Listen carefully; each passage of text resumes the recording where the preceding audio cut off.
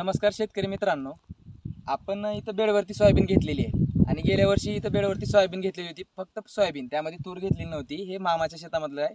म्हणजे मामाला माहिती इथं पाणी लागायची जमीन आहे, त्यासाठी त्याने इथं तूर पीक हे घेत नव्हते. पण यावर्षी आपण बेडवरती त्यांना तूर घ्यायला लावलेली आहे. तूर बघू शकता तुम्ही, सतत पाऊस चालू आहे तरी तूर आज कशा प्रकारे आहे. आणि सोयाबीन ही बेडवरतीच घेतलेली आहे गेल्या वर्षी पण गेल्या वर्षी जे काही वाण घेतलं होतं ते त्यामध्ये KDS 726 घेतलेलं त्यांनी.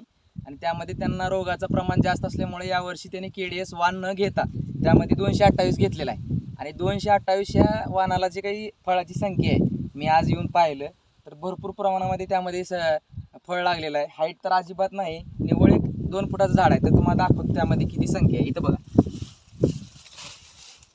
प्रत्येक ठिकाणी अशाच प्रकारे शेंग लागलेली आहे. बघू शकताय तुम्ही. हो का, 1-2 झाड आहेत, प्रत्येक ठिकाणी 1-2 झाड आहेत. त्यामध्ये फळाची संख्या भरपूर प्रमाणामध्ये त्यामध्ये